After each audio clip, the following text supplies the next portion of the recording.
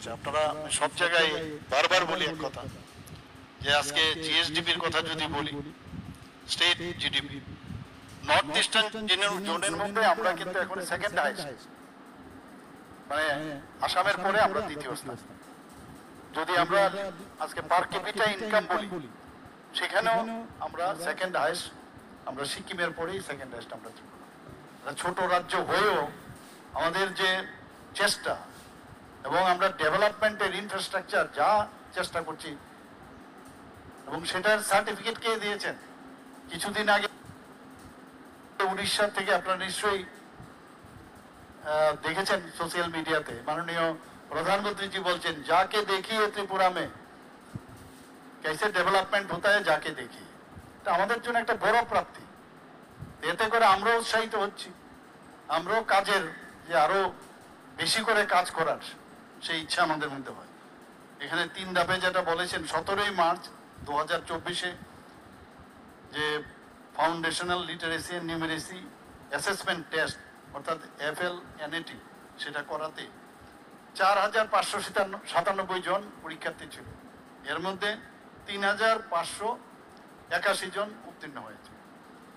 আবার ডিসেম্বর 2024-এ করা হয়েছে, সেখানে পরীক্ষার্থী ছিল 14,179 জন। সেই 14,000-এর মধ্যে 13,909 জন পাশ করেছে। 23শে মার্চ 2025-এ আবার করা হয়েছে, সেখানেও 5,800-র উপরে সেখানে এই পরীক্ষায় অংশগ্রহণ করে, এবং তাতে দেখা যায় 5,896-এর মধ্যে 5,819 জন উত্তীর্ণ হয়েছে। এতে করে যে পার্সেন্টেজ যেটা দাঁড়ায় প্রায় 98.69%। আমি সেই কারণেই বলছিলাম, এখানে রাবিলজি যে বলছিলেন আমাদের পার্সেন্টেজ কিন্তু অনেক উপরে এখন। তো সেই জায়গায় দাঁড়িয়ে আমার মনে হয় আমাদের থেমে থাকলেও হবে না। আজকে শিখলাম, আর শিক্ষার শেষ নেই, এভরিডে উইল লার্ন সামথিং।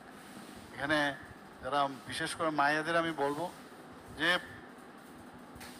সামনের দিকে এগিয়ে যাওয়া, খুব করে পড়া, এবং জীবনের আমার মনে হয় একটা দরজা আমাদের সামনে, তার চাবি কিন্তু আপনারা পেয়েছেন। সেই তালা খুলের চাবি আপনারা খুলেছেন, পৃথিবীটাকে দেখতে পাবেন, সেটা যেন আরো আপনারা যাতে যারা এখানে নবস্বাক্ষর নাগরিকরা আছেন তাদের দক্ষতা বাড়ুক, ওনাদের মধ্যে আত্মনির্ভরতার বাড়ুক, এবং আরো স্বপ্ন দেখার যে বিষয় সেটাও যেন আরো বাড়ে। আমরা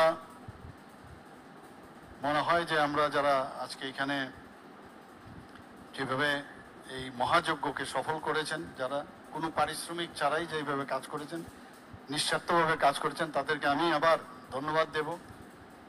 এবং আমার মনে হয় তারা সাক্ষরতার মানে সোলজার বলা যায়, সাক্ষরতার সৈনিক, এবং তাদেরকে অবশ্যই বারবারই আমি বলবো তাদেরকে আমি ধন্যবাদ দিতে আমি মানে কম দিব মনে হয়, বেশি করে বলা উচিত। এবং আজকের দিনটি একটি নতুন একটা যাত্রা, আমার মনে হয় ত্রিপুরার ইতিহাসে এটা সবসময় স্বর্ণাক্ষরে লেখা থাকবে। এবং মাননীয় প্রধানমন্ত্রীজি যে বারবার জোর দিচ্ছেন যে এই জায়গায় থামলেই চলবে না, আমরা ত্রিপুরা সরকারও বিভিন্ন স্কিল ডেভেলপমেন্ট, বিভিন্ন যেসব বাইরের থেকে যে ইনস্টিটিউশন আছে তাদের সাথে আমরা যুক্ত করার জন্য আমরা চেষ্টা করছি।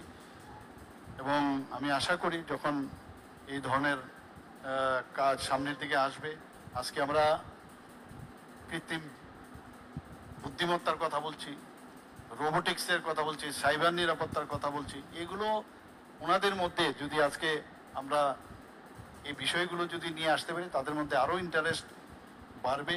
আমরা স্কিল উদয় তন্ময় 2025 আমরা চালু করেছি, সেখানে যারা যুব সম্প্রদায়ের আছে তাদের যাতে বাজারে প্রবেশ করার যে গ্রোথ, এমপ্লয়েবিলিটি, সেইগুলোর জন্য আমরা চেষ্টা করছি। মুখ্যমন্ত্রী দক্ষতা উন্নয়ন মধ্যে সেটা আমরা কিছুদিন আগে আমরা উদ্বোধন করেছি।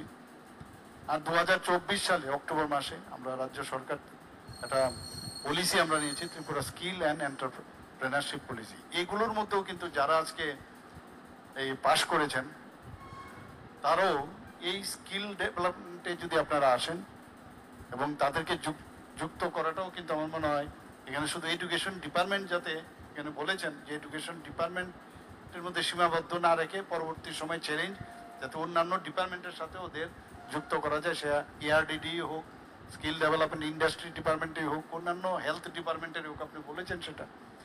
তাহলে আরও আমাদের যে উদ্দেশ্যে এটা করা হচ্ছে, মাননীয় প্রধানমন্ত্রীজি যে চাইছেন সবকা মানে যাতে ভালো করে উন্নয়ন হয়, তো আমি আশা করি যে এই প্রোগ্রামটা আমাদের জন্য সাফল্য হবে, আগামী দিনে আরো ভালো হবে, এই আশা রেখে আমি আমার বক্তব্য শেষ করছি। নমস্কার, জয় হিন্দ।